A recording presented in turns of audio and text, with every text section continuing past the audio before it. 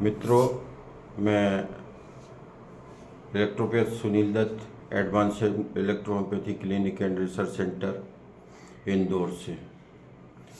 मैं कल बात कर रहा था अपने क्लिनिक का लोकेशन और क्लिनिक के बारे में बताते हुए कि इलेक्ट्रोहोम्योपैथी के स्पेसिफिक बेस एसेंस कुछ इंडियन प्लांट्स के हमने बनाना शुरू किए हैं और जो पूर्णतः डॉक्टर काउंट मेटी के मेथड पर आधारित हैं।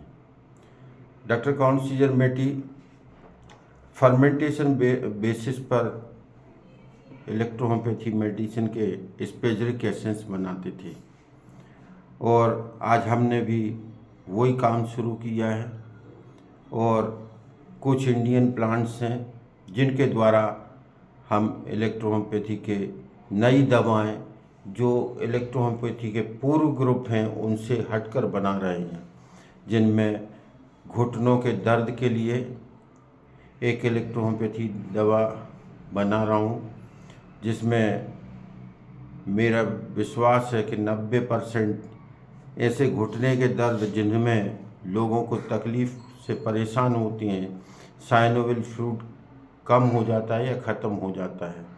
इनमें साइनोवियल फ्लूइड 6 मंथ दवाई देने के बाद बनना चालू हो सकता है और 90% हो सकता है। अगला, डायबिटीज़ कंट्रोल करने के लिए या डायबिटीज़ पूर्णतः समाप्त करने के लिए भी हम एक रिसर्च कर रहे हैं और बहुत जल्दी उसके पॉजिटिव रिजल्ट आएंगे और 6 महीने और साल भर में इलेक्ट्रोहोम्योपैथी के द्वारा नई दवाओं के द्वारा भी हम पूर्णतः डायबिटीज़ को कंट्रोल करने के साथ साथ समाप्त करने की ओर अग्रसर होंगे, डायबिटीज़ से निजात पा सकेंगे। इस तरीके से अभी हम 2 दवाओं के ऊपर रिसर्च कर रहे हैं और जिन लोगों को स्पेसिफिक के बारे में नहीं हो पता, इसलिए मैं आपको बता रहा हूँ। डॉक्टर काउंट मेटी ने 2 प्रकार से स्पेसिफिक, 3 प्रकार, एक प्रकार से स्पेसिफिक काउंट मेटी का था, वो फर्मेंटेशन बेसिस पर था, जो हम इस तरीके से बनाते हैं। ये प्लांट्स जो हैं, ये पौधे ये जो हैं, इनको सामान्य तौर पर फर्मेंट किया जाता है।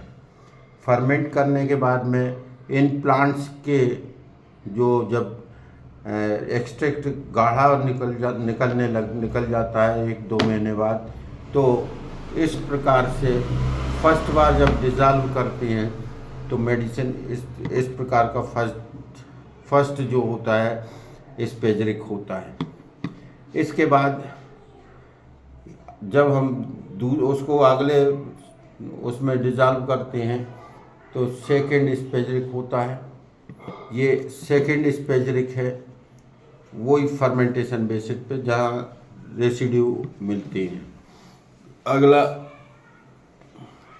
इसी स्पेसिफिक को अगले 1:9 के रेसिस पर जब डिज़ाल्व करते हैं डिस्टिल वाटर में तो थर्ड स्पेसिफिक होता है और थर्ड स्पेसिफिक जो होता है वो रंगहीन गंधहीन होता है और कई बार किसी में स्पेसिफिक फोर्थ भी बनाना पड़ता है जो रंगहीन गंधहीन और ओडरलेस होता है। इस प्रकार स्पेसिफिक डॉक्टर काउंट मेटी के द्वारा बनाए गए थे। अगला एक मेथड होता है, इन प्लांट्स को जिस तरीके से हमने बाटल में भर कर रखा है उसी तरीके से एक स्टरलाइज़र में रख दिया जाता है और उसका टेम्परेचर सेट किया जाता है 35 to 45 degree Celsius. 35 to 45 degree Celsius में प्लांट्स के एसेंस को 7 दिन के लिए रखा जाता है और उसके एसेंस बनाए जाते हैं इसी प्रोसीजर से। अगला प्रोसीजर होता है कोहाबिशन। कोहाबिशन प्रोसीजर में सामान्य तौर पर इलेक्ट्रोहोम्योपैथी प्लांट्स जो होती हैं उन्हें एक बीकर में डालकर उसको बॉयल किया जाता है। वर्तमान में कुछ लोग अपनी प्रोसीजर बदल रहे हैं, कुछ लोगों ने अपने देसी तरीके से कुकर में डालकर और उसको सामान्य तौर पे उबाल कर एक नली दूसरी दूसरे बर्तन में डाल देती हैं, उससे जो वेपर इकट्ठी होती है, ठंडा हो वेपर इकट्ठी होती है, वो स्पेजरिक के रूप में यूज़ करती हैं। इस तरीके से 3 प्रकार से इलेक्ट्रोहोम्योपैथी के स्पेजरिक बनाए जाते हैं।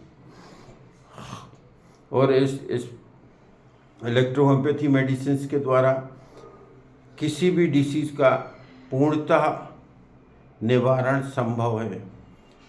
और इसके लिए अगले वीडियो देखने के लिए तैयार रहें। जय मेटी, जय इलेक्ट्रोहोम्योपैथी।